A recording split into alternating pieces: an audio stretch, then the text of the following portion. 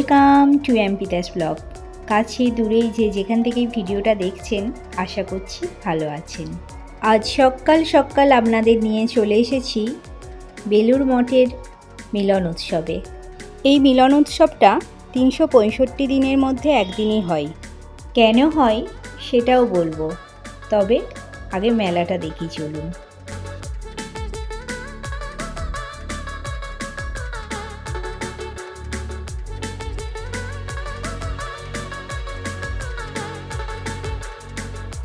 মূল মন্দিরে যাওয়ার আগে 3টে গেট পড়ে। প্রথম গেটটায় ঢোকার পরেই বাঁ দিকে আপনারা পেয়ে যাবেন সারদা মায়ের মন্দির, বই বিক্রয় কেন্দ্র আর টয়লেটও পাবেন পাশে। কিছুটা হেঁটে আসার পরেই আবার দেখতে পাবেন রামকৃষ্ণ মিশন বিদ্যা মন্দির।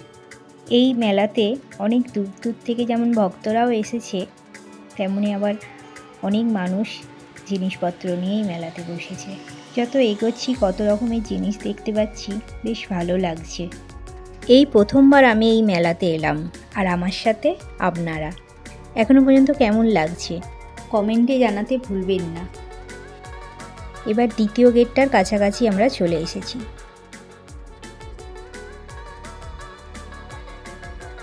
গেটে ঢোকার পরেই ডান দিকে আপনারা মেডিকেল ক্যাম্প পেয়ে যাবেন।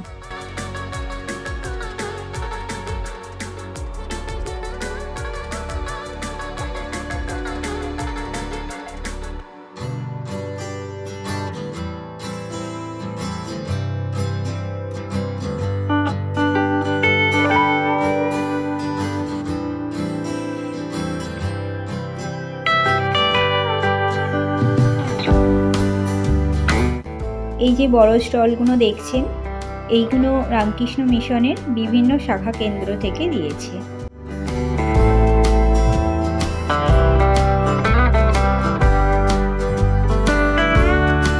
জুতো রাখার ব্যবস্থাও খুব ভালো, আপনারা চাইলে জুতো পরেও ঘুরতে পারেন, তবে খুলে একবারে ভেতরে গেলে যেখানে সেখানে আর খুলে রাখতে হবে না। এবার একেবারে মেন মন্দিরের গেটের কাছে চলে এলাম। এবার বলি এই মেলাটা কেন হয়।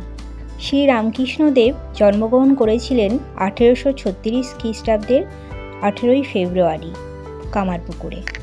এই মেলাটা হয় শ্রী রামকৃষ্ণ দেবের জন্মতিথি ধরে, যেটা এই 2024-এ 12ই মার্চ মঙ্গলবার পড়েছিল। আর মঙ্গলবারের পরে যে জন্মতিথির পরে যে রবিবারটা আসে, সেই রবিবারেই এই মেলাটা হয়। এবারে 17ই মার্চ রবিবারে হচ্ছে। শ্রী রামকৃষ্ণদেবের জন্মতিথিতে সারদা মা চেয়েছিলেন ভক্ত আর ঈশ্বরের মিলন ঘটানোর জন্য কিছু করতে, তাই মায়ের ইচ্ছাকে মর্যাদা দিয়ে স্বামী বিবেকানন্দ এই মিলন উৎসবটা শুরু করেছিলেন। এই মিলন উৎসবটা বেলুড় মঠের সবথেকে বড় উৎসব। বছরের একদিনই হয়, অনেক দূর দূর থেকে ভক্তরা এখানে আসে। এবারে পালিত হচ্ছে রামকৃষ্ণদেবের 189তম জন্মতিথি। আমরা রামকৃষ্ণদেবের মন্দিরের সামনে এখন রয়েছি। এবার ঢুকবো, সব লাইন দিয়ে ঢুকতে হচ্ছে।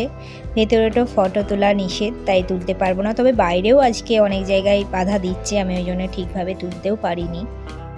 দুর্ভিক্ষের মধ্য দিয়ে জনসেবার কল্যাণে স্বামী বিবেকানন্দ রামকৃষ্ণ দেবের স্মরণে এই মঠটি স্থাপন করেছিলেন। এই বেলুড় মঠ শুধু মঠ নয়, এটাই মিশনের প্রধান কার্যালয়ও, আর কলকাতার কাছে একটা পবিত্র তীর্থস্থান।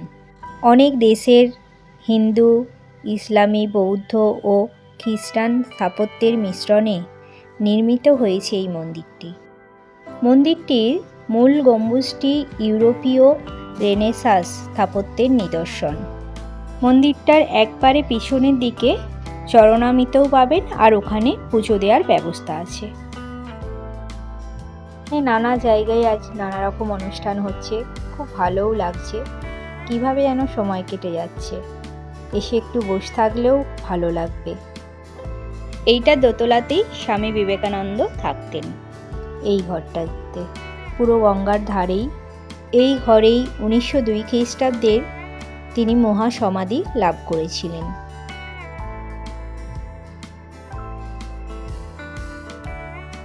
চলুন, আরও অনেক মন্দির দর্শন আছে যেগুলো দেখাবো। এই বেলুড় মঠের মহা উৎসবে এবারে যদি কেউ এসে থাকেন আমায় জানাবেন কমেন্টে। এই মন্দিরটা স্বামী ব্রহ্মানন্দ মন্দির। ব্রহ্মানন্দ ছিলেন শ্রীরামকৃষ্ণের এক অন্যতম মহান শিষ্য।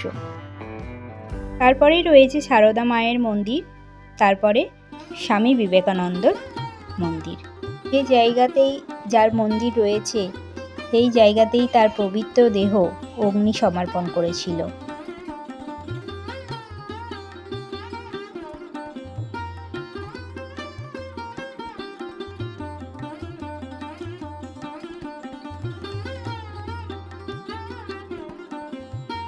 এই গঙ্গা পার হয়ে আপনারা লঞ্চে করে দক্ষিণেশ্বরটাও একদিনের ট্যুরে করে নিতে পারবেন।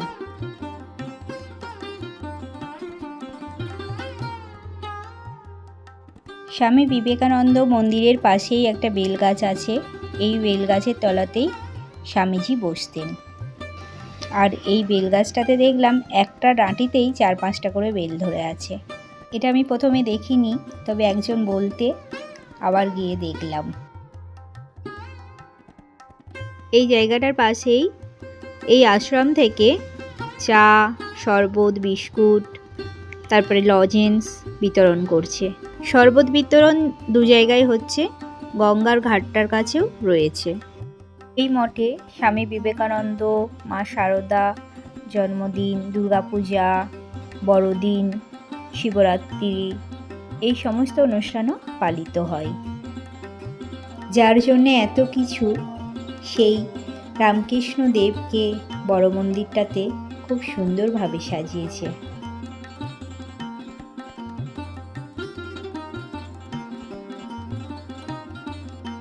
রামকৃষ্ণ ছিলেন ঊনবিংশ শতকের এক প্রখ্যাত ভারতীয় বাঙালি যোগসাধক, দার্শনিক ও ধর্মগুরু। আধুনিক ভক্ত সমাজে তিনি ঈশ্বরের অবতার রূপেই পূজিত হন। তিনি দক্ষিণেশ্বরের প্রধান পুরোহিতের পদে ছিলেন। চারিদিকে এত খাওয়ার জিনিসও রয়েছে, লোভ সামলানো যাচ্ছে না। আর রামকৃষ্ণ বাবার প্রিয় জিলিপি ভাজাও চলছে, সেগুলোও খাওয়া হলো। আপনারা এখানে যদি ট্রেনে করে আসতে চান, বেলুড় মঠ স্টেশন, সেখানে হাওড়া থেকে চলে এলেই হবে। আমরা দিল্লি রোড হয়ে গাড়ি নিয়েই এসেছি। বেলুড় আর দক্ষিণেশ্বরে লঞ্চ পারাপারও আছে।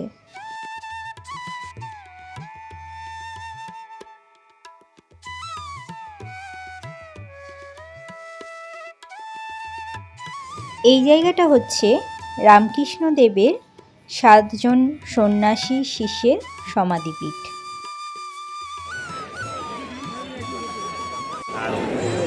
আর একটা আগে নিয়েছি। সোয়াবিনের চলছে এখন। কেমন লাগছে বলেন?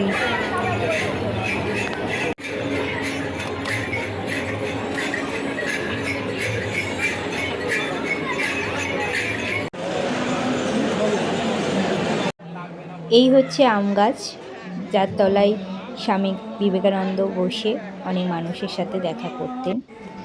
যে ঘরের দিন থাকতেন তার পাশেই ওটা রয়েছে, আর তার পাশেই রয়েছে মঠের কুপন নেওয়ার জায়গা। কুপনের জন্য এমনি কোনো টাকা লাগে না, তবে যার যেমন সামর্থ্য তেমন ডোনেট করতে পারে।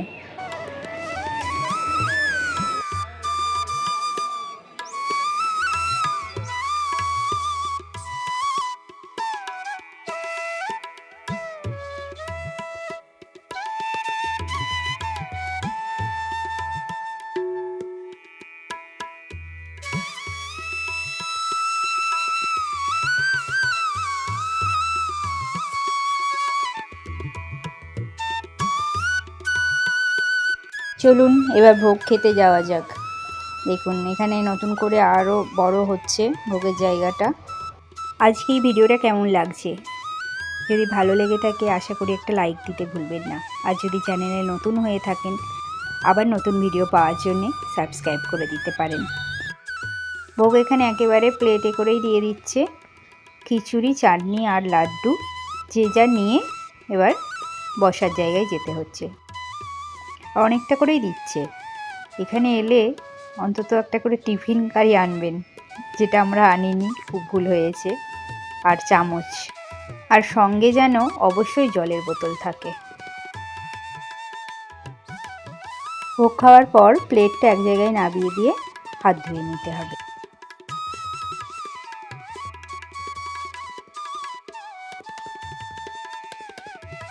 আমরা আবার একটু ভেতরে ঢুকে টুকটাক কেনাকাটা করলাম। আর এই আদি চাবি রিংয়ে নাম লেখাচ্ছে। তারপরে এরপরে সারদা মন্দিরটা দেখব, দেখে তারপরে রওনা দিতে হবে বাড়ির পথে। এই দেখুন সারদা মায়ের মন্দির। এখানে ফুলের গাছগুলো খুব সুন্দর লাগছে, আর ফুলও ধরে আছে ঝাঁকঝাঁক।